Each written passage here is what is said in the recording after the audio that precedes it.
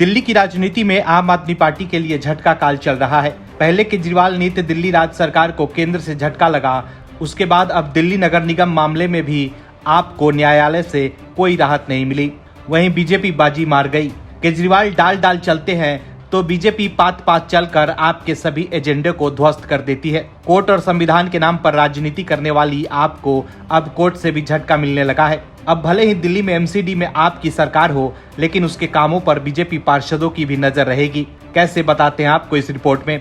दरअसल दिल्ली नगर निगम की स्थायी समिति में आम आदमी पार्टी और भारतीय जनता पार्टी के तीन सदस्य होंगे।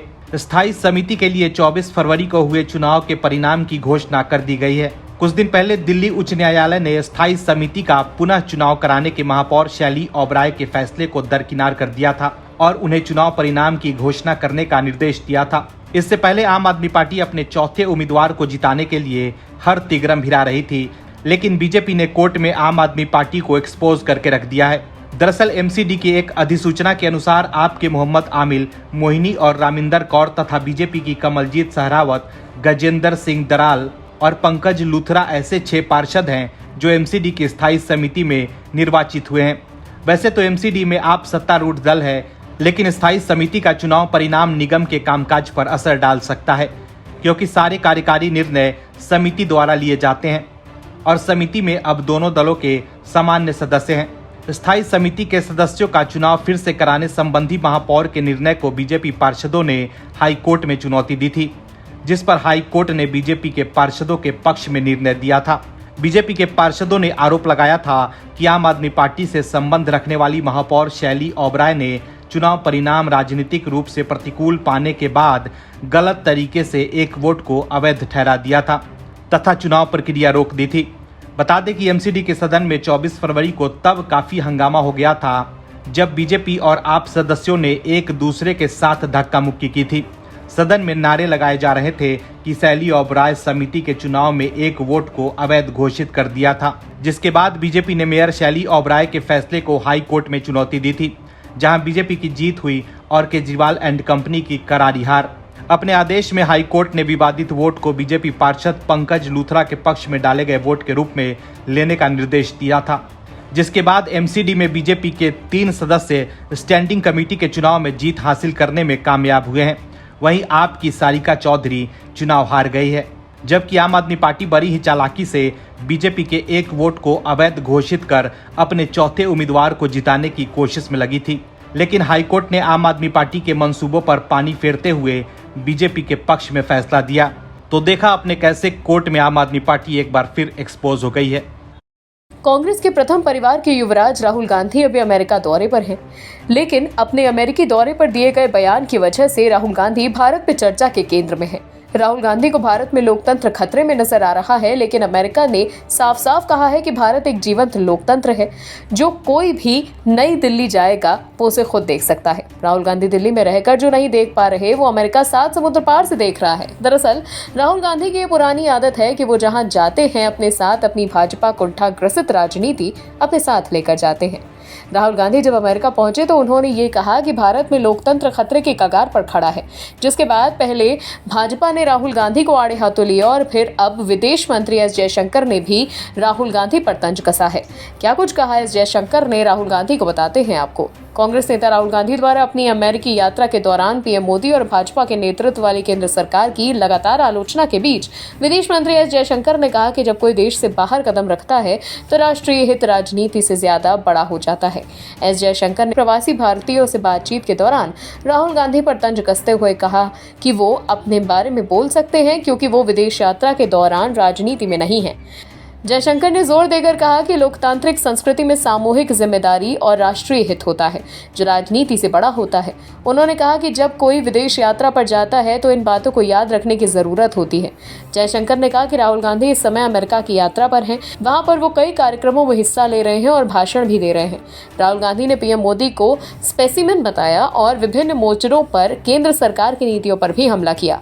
राहुल गांधी ने पीएम मोदी पर कटाक्ष करते हुए कहा कि भारत में ऐसे लोग हैं जो सोचते हैं कि वो सब कुछ जानते हैं और प्रधानमंत्री नरेंद्र मोदी एक स्पेसिमेन है।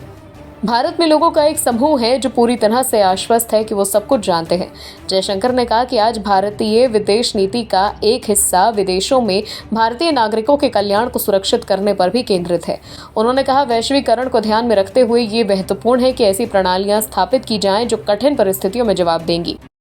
राहुल गांधी इस बार अपने चचेरे भाई वरुण गांधी और चाची मेनका गांधी की वजह से बीजेपी के निशाने पर आ गए हैं। राहुल गांधी जब से अमेरिका दौरे पर गए हैं तब से ही वो बीजेपी के निशाने पर हैं। राहुल गांधी अमेरिका से मोदी सरकार को घेरने के चक्कर में भारत के महान लोकतंत्र पर सवाल उठा रहे हैं, लेकिन इस बार बीजेपी ने ऐसा प्रहार किया है कि राहुल और कांग्रेस के लिए जवाब देना मुश्किल हो गया है और बीजेपी के पलटवार से कांग्रेस के प्रवक्ता झल्ला गए हैं। दरअसल बीजेपी के नेताओं ने राहुल गांधी को चिट्ठी लिखकर उनके हालिया बयानों पर आपत्ति जताई है।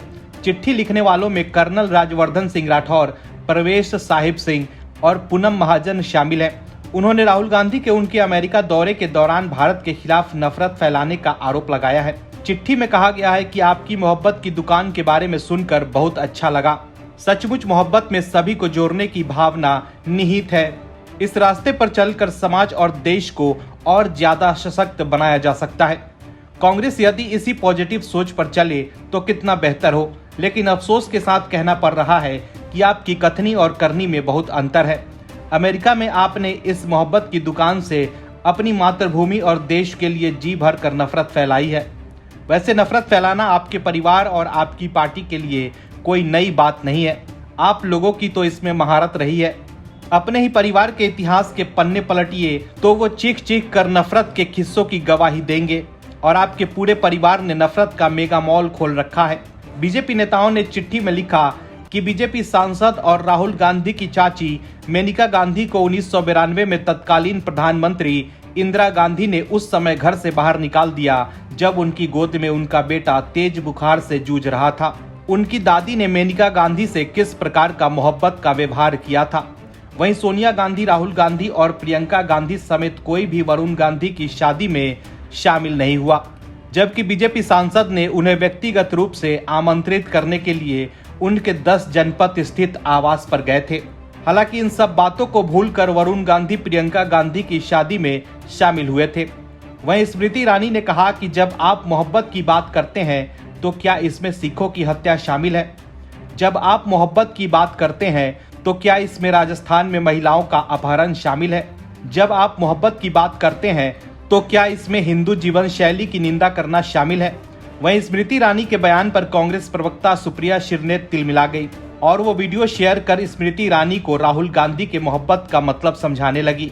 हालांकि निशांत नाम के यूजर ने सुप्रिया शिरनेत का एक पुराना वीडियो शेयर कर उन पर निशाना साधा, जिसमें सुप्रिया शिरनेत एक टीवी डिबेट में अपने विरोधी पैनलिस्ट के लिए नाली के कीड़े और 2 कौड़ी के जैसे शब्द का इस्तेमाल कर रही हैं। इस वीडियो के साथ यूजर ने लिखा कि सुप्रिया जी, मोहब्बत क्या थी और किससे कितनी थी वो अमेठी की जनता ने आपके मालिक को अच्छे से दिखा दिया था 2019 के लोकसभा चुनाव में। तभी तो आपके मालिक को अपनी राजनीति बचाने के लिए वायनाड सुरक्षित सीट की तरफ भागना पड़ा था। दिल्ली के उपराज्यपाल विनय कुमार सक्सेना और केजरीवाल सरकार के बीच विवाद कम नहीं हो रही है। केजरीवाल एंड कंपनी को एलजी के कामों से तकलीफ हो रही है। केजरीवाल एंड कंपनी को डर सताने लगा है कि एलजी कहीं सारा क्रेडिट न ले जाए, क्योंकि एक तरफ एलजी की वाहवाही हुई तो वहीं दूसरी तरफ केजरीवाल की बड़ी सभा में भारी बेइज्जती हो गई। ऐसे में केजरीवाल की बेइज्जती से झल्लाए आप एलजी और बीजेपी पर निशाना साध रही है। दरअसल दिल्ली के एलजी ने गुरु गोविंद सिंह इंद्रप्रस्थ यूनिवर्सिटी के ईस्ट दिल्ली कैंपस का उद्घाटन किया। इस मौके पर मुख्यमंत्री अरविंद केजरीवाल भी मौजूद थे। वहीं मुख्य कार्यक्रम स्थल पर पीएम नरेंद्र मोदी की फोटो लगी थी। वहीं उपराज्यपाल के साथ मुख्यमंत्री की भी छोटी फोटो लगी थी। मुख्य कार्यक्रम स्थल पर उपराज्यपाल विनय कुमार सक्सेना को मुख्य अतिथि लिखा था, जबकि मुख्यमंत्री अरविंद केजरीवाल को गेस्ट ऑफ ऑनर लिखा था। वहीं समारोह में सीएम केजरीवाल के संबोधन के दौरान नारेबाजी भी हुई। वहां बैठे लोगों ने मोदी मोदी के नारे लगाए, जिसके बाद केजरीवाल असहज दिखे। इस दौरान मोदी मोदी के नारे के बीच केजरीवाल ने कहा कि मेरी विनती है, ये लोकतंत्र है, 5 मिनट मेरी बात सुन लो, पसंद नहीं आए तो बाद में नारे लगा लेना। उद्घाटन समारोह के दौरान केजरीवाल को अपना भाषण पूरा करने के लिए हाथ तक जोड़ना पड़ गया। वहीं केजरीवाल के खिलाफ नारेबाजी और एलजी द्वारा यूनिवर्सिटी के कैंपस का उद्घाटन करना आपको रास नहीं आया। और दिल्ली के शिक्षा मंत्री आतिशी ने एलजी विनय कुमार सक्सेना से सवाल करते हुए कहा कि एलजी अरविंद केजरीवाल के कामों का क्रेडिट लेने के लिए क्यों पीछे पड़े हुए हैं। जब आईपी यूनिवर्सिटी एक स्टेट यूनिवर्सिटी है, इसके ईस्ट कैंपस का पूरा निर्माण और कोर्स को दिल्ली सरकार ने डिजाइन किया है, तो एलजी इसका उद्घाटन करने क्यों पहुंच गए। एलजी ने यूनिवर्सिटी और उच्च शिक्षा विभाग पर क्यों दबाव बनाया कि यदि उनसे आईपी यूनिवर्सिटी के ईस्ट कैंपस का उद्घाटन नहीं करवाया गया तो अफसरों को सस्पेंड कर देंगे। वहीं इससे पहले आप सांसद संजय सिंह ने भी एलजी पर निशाना साधते हुए ट्वीट कर लिखा था कि दिल्ली के एलजी खुद को सुप्रीम कोर्ट से ऊपर मानते हैं। शिक्षा दिल्ली सरकार का विषय है, लेकिन उद्घाटन लाट साहेब करेंगे। इसे कहते हैं बेगानी शादी में अब्दुल्ला दीवाना। हालांकि आपके इस दावे पर एलजी सक्सेना ने उद्घाटन समारोह में ऐसी बात कह दी जिससे केजरीवाल एंड कंपनी का दावा हवा हवाई साबित होता दिख रहा है। एलजी ने अपने बयान में कहा कि इस कैंपस को जो सबसे बड़ी खासियत है, जिसके बारे में कभी किसी ने नहीं बोला, इस कैंपस की कॉस्ट लगभग 378 करोड़ रुपए है। 378 करोड़ की लागत से ये कैंपस बना है और इस 378 करोड़ में से 346 करोड़ का खर्च इस यूनिवर्सिटी ने अपने पॉकेट से दिया। वहीं एलजी ने आगे ये कहा कि लगभग 43 करोड़ रुपया दिल्ली सरकार ने 2014 में दिया था। तो देखा आपने कैसे एलजी ने करारा जवाब देते हुए आम आदमी पार्टी को आईना दिखाने का काम किया है। 2024 से पहले सभी दल अपने तर्कश में उपयोगी तीर इकट्ठे कर रहे हैं। जहां विपक्ष आपसी अंतर्कलह से गुजर रहा है, तो वहीं दूसरी ओर भाजपा गठबंधन को मजबूत करने के लिए सधी हुई चाल आगे बढ़ा रही है। विपक्ष आपसी एकता को हकीकत में बदलने के लिए जद्दोजहद कर रहा है। भाजपा अपनी सधी हुई चाल से विपक्ष को मुसीबत में डाल रही है। भाजपा कश्मीर से लेकर दक्षिण तक ऐसा चुनावी समीकरण सेट करने में लगी है जिसकी चोट से विपक्ष के सभी दल धराशाही हो जाएं। विकास से लेकर जाति तक गठबंधन के हर पहलू को ध्यान में रखा जा रहा है। बताते हैं आपको पूरी खबर तफसील से। कर्नाटक चुनाव में भारतीय जनता पार्टी को मिली शिकस्त के बाद अब संगठन 2024 में होने जा रहे लोकसभा चुनाव की तैयारियों में जुट गया। खबरों के मुताबिक सूत्रों की माने तो कर्नाटक में जनता दल सेक्युलर बीजेपी के साथ गठबंधन करने के लिए इच्छुक है। इसके आसार इसीलिए भी आ रहे हैं क्योंकि हाल ही के घटनाक्रमों पर नजर डाली जाए तो कई बेहद जरूरी मुद्दों पर जेडीएस ने बीजेपी का साथ दिया है। ओडिशा के बालासोर में हुए ट्रेन हादसे के बाद जेडीएस ने रेल मंत्री अश्विनी वैष्णव का बचाव किया था। इतना ही नहीं, नए संसद भवन के उद्घाटन के समय जब ज्यादातर विपक्षी पार्टियां कार्यक्रम का बॉयकॉट कर रही थी, उस समय देवेगौड़ा उद्घाटन समारोह में पहुंचे थे। कर्नाटक में बीजेपी के नजदीक आने की जेडीएस के पास कई वजह हैं। दरअसल जेडीएस कर्नाटक लोकसभा की 28 सीटों में से 4 पर चुनाव लड़ना चाहती है। ये 4 सीटें हैं मांड्या, हासन, बेंगलुरु ग्रामीण और चिकबल्लापुर। बीजेपी ने 2019 के लोकसभा चुनाव में राज्य की 28 में से 25 सीटें जीती थी। मांड्या से जीतने वाली सुमलता अम्बरीश ने बाद में बीजेपी को समर्थन दे दिया था। इस चुनाव में जेडीएस सिर्फ 1 सीट हासन भी जीत सकती थी। पूर्व प्रधानमंत्री एचडी देवेगौड़ा तक चुनाव हार गए। 2019 के लोकसभा चुनाव में जेडीएस को 9.67% वोट मिले थे। इसके बाद विधानसभा चुनाव में जेडीएस को 13.29% ही वोट मिले और पार्टी की सीटें घटकर 19 रह गईं। खबरों के मुताबिक बीजेपी से जुड़े सूत्रों का कहना है कि विधानसभा चुनाव में जमीन खिसकने के बाद अब जेडीएस के लिए अपने अस्तित्व को बचाना बड़ी चुनौती है। इसके लिए वो बीजेपी के कंधों पर लड़ाई लड़ना चाहती है। इतना ही नहीं, बीजेपी को जेडीएस की जरूरत बिल्कुल ही नहीं है। बीजेपी के हाथ से कर्नाटक की सत्ता निकलने के बाद लोकसभा पार्टी के सामने 25 सीटों को बचाए रखना बड़ी चुनौती है। इसीलिए दोनों पार्टियों का मानना है कि एक साथ आने में वो कांग्रेस को न सिर्फ चुनौती दे सकते हैं बल्कि आसानी से पटखनी भी दे सकती हैं। वहीं कर्नाटक के अलावा बिहार, पंजाब, यूपी से लेकर दूसरे कई राज्यों में बीजेपी की बात उनके पुराने सहयोगियों से चल रही है जो पहले एनडीए में शामिल थे। उसमें चंद्रबाबू नायडू की पार्टी से लेकर ओपी राजभर की पार्टी और अकाली दल के अलावा बिहार में मुकेश साहनी से लेकर उपेंद्र कुशवाहा और जीतन राम मांझी की पार्टी बीजेपी के संपर्क में है। ये दल बीजेपी के साथ आकर 2024 के चुनाव मैदान में उतर सकते हैं। विपक्ष जहां विपक्षी एकता पर फोकस कर रहा है तो वहीं बीजेपी भी हर राज्यों में अपने छोटे दलों को अपने साथ लाकर सोशल इंजीनियरिंग में लगी है। ऐसे में विपक्ष चाहे कितनी भी विपक्षी एकता बना ले, बीजेपी का मुकाबला नहीं कर पाएगा। और भी वीडियोस देखने के लिए चैनल को सब्सक्राइब करें और बेल आइकन को दबाएं।